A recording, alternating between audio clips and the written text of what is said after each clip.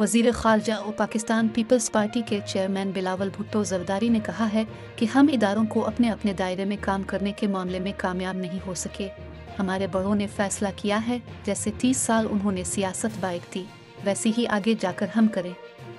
कौमी असम्बली में खिताब करते हुए बिलावल भुट्टो ज़रदारी का कहना था कि ऐवान में आईनी तरीके से तब्दीली तारीखी मौका था। हमने आमिराना अदवार में भी रेड लाइन्स क्रॉस नहीं की।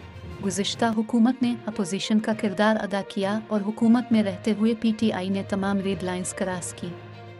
उन्होंने कहा कि हमारी सियासत का महवर मसाइल का हल और आगे बढ़ने का रास्ता होना चाहिए। जमहूरियत बेहतरीन इंतकाम का नारा इसलिए दिया कि मुल्क का नुकसान ना हो। हमेशा फोकस रहा कि हमारे इक़दामात से किसी तीसरी क़ुव्वत का फ़ायदा ना हो।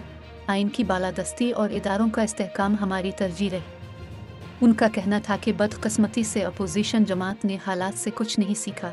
सियासी क़ुव्वतों को बैठ कर फैसला करना होगा कि फ़ैसला साजी का इख्तियार किसके पास होगा। शायद यह कौमी असम्बली का आखिरी सेशन हो। अपोजिशन से हुकूमत में आने का सफ़र याद रहेगा। हमने हमेशा ये सोचा ऐसा कोई काम ना हो जिससे जमहूरियत को झटका लगे। बिलावल का कहना था कि अपोजिशन का काम हुकूमत की गलत पॉलिसियों की निशानदेही करना है। अपोजिशन ने अभी तक सबक नहीं सीखा। उनका तरीका अभी भी वही है, ना खेलूंगा ना खेलने दूंगा। ये लोग सियासत को ज़ाती दुश्मनी तक लेकर गए। उन्होंने मज़ीद कहा कि अब हम इलेक्शन की तरफ बढ़ रहे हैं। सारे इदारों को अपने दायरा में रहकर काम करना चाहिए।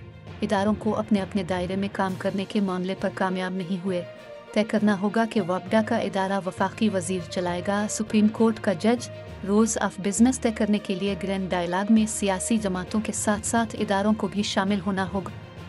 इमरान खान की गिरफ्तारी पर PP चेयरमैन ने कहा कि चेयरमैन PTI गिरफ्तार हो चुके हैं। ये मुकाफात अमल है। सियासतदान तो जेलों में जाते हैं। खुदा न खास्ता किसी वजह से PTI का उम्मीदवार इलेक्शन जीत जाए, फिर वही सिलसिला ना शुरू हो जाए।